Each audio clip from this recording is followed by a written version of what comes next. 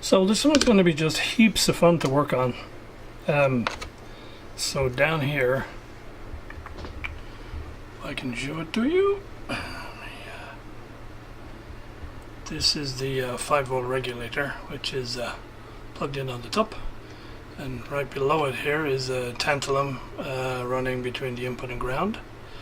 And so I figured, since the 5 volts is 4.7, I would replace that tantalum as the first one and see if it makes a difference. If not, the only other thing that it could impact it, assuming the regulator is okay, is one of those big caps is also on the input side. So to get that out of there, I had to remove these 2 switches and this earth connection and push everything out of the way here so that I wasn't hitting wires with soldering irons and stuff, but we got there in the end. So here is that 5-volt regulator. Here's its new tantalum. The 15-volt rail, the test point, is on the end of this resistor here, and this is the trim pot that adjusts it. And so again, as I said, it was very low, 14.5 or something, so I was able to adjust it without too much trouble, get it up to 15, and I'm assuming it's just having set it to 230 volts. Its transformer has never been used like that before, so it's probably natural that things are going to have to be adjusted. However, there's nothing to adjust on the 5 volts. You literally have the supply coming in off this lower cap here on the bottom, on the other side obviously. It comes in, you have this tantalum going to ground, the center point is grounded, there's nothing variable in the center pin, and then the output 5 volts is off on the other side, and that currently sits at about 4.7. So having changed the tantalum, if it's not any better now, it can only be either this cap underneath here or the thing itself. Well guys, I'll admit I wasn't expecting this, but the 5 volts now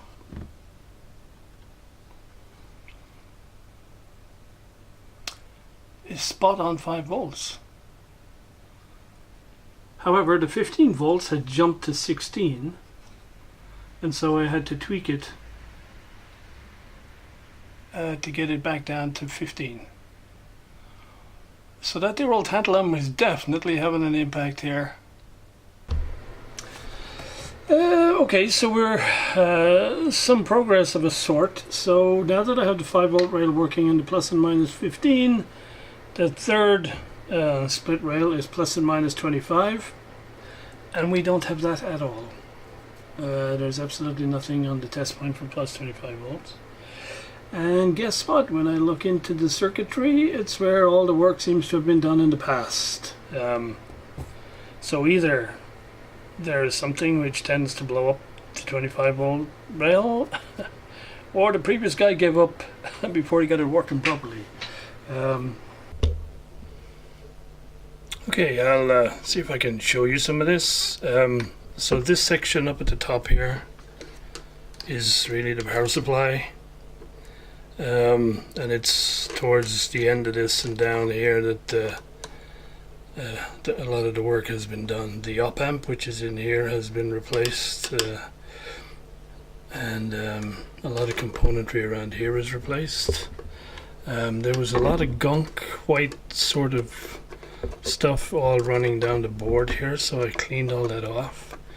But you can probably see the soldering is, I've seen worse, but it's not the best, but all the flux has been left on here and it's made a mess everywhere. And I found little things, I don't know if you can see this in the camera, but here's a component lead pulled through from the other side and it hasn't been soldered. It's just sticking through here. So yeah, so we've got to clean all this up. See where we go. I removed the big electrolytic that was right here because it's definitely dodgy. Has a little bulge here on the positive side, so we'll replace this and its brother, sort of, who's sitting right here. So yeah, we're sort of well into it at this point, guys, and yeah, we remain optimistic, but having seen what's been done here before, and luckily I don't yet see any damage to the actual circuit board, touch wood. So the tracks all seem to be holding up okay. So yes, so I'm going to get some capacitors to do this, and yeah, we'll take it step by step. Okay guys, so a couple hours of work later, we essentially have all the supply rails except the 25 volts, but the problem is a short. I've tested and verified all of these components, and they're all fine, but there is effectively a dead short on the output here, and so we'll consider the power supply basically done, and we'll keep going to see if we can find where the short is.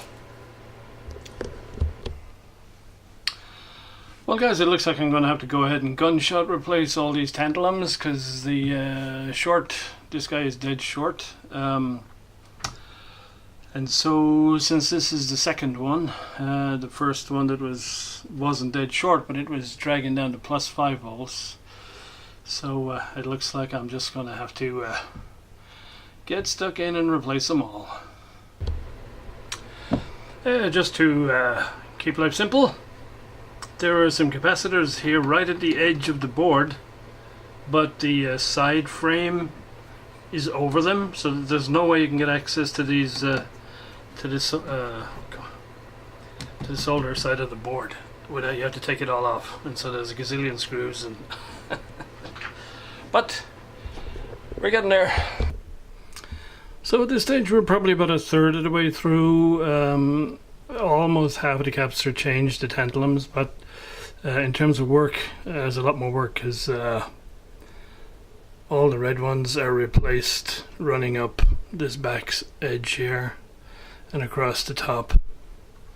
However, from about here over to here and down, the daughter board is in the way on the other side here, so I'm going to have to figure out a way of swinging that daughter board out of the way and fixing it so that it's not going to be permanently falling back.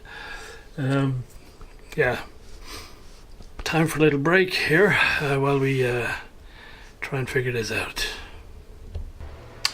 Well guys, hats off to the designers on this one yet again. All the loom connections that go to this daughter board are plugged and socketed, so I can take this board off, take it out of the way. It's got about 2, 4, 6 of the little tantalums on it, so it's going to make it so much easier to do those, and I have a lot better access now to this main board. So there we go, that's the main board done.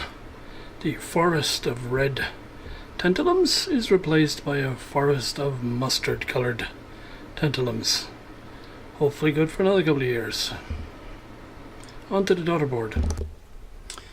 And there's the daughter board all done. There's about 8 of these guys on here. Much easier board to work on this, because as you can see it's single-sided. And so no huge ground plane like this guy here has this massive ground plane everywhere. So there's the body count, guys, for capacitors, plus a couple of electrolytics I changed for good measure. I miscounted, so I counted from the parts list 24 of the decoupling guys. There's actually 28 of them. Luckily I ordered up 30, so instead of having 6 of them spare, I have 2 spare. Right, that's that phase done. We're gonna reassemble the unbeastie and give it a try out and see if that single shorted tantalum was the cause of my trouble. So guys, major progress here. So having got rid of that short, we have sine wave, we have triangle wave, we have square wave, we have amplitude control, we have frequency control. And so I think that'll do for now. because I'll actually have to read up the manual to figure out how the all the variable and sweep functions work before I can tell whether it's working properly or not. But we have the basics. In continuous mode, I have sine, triangle, square, frequency and amplitude adjustments. I'd call that a result. More to come.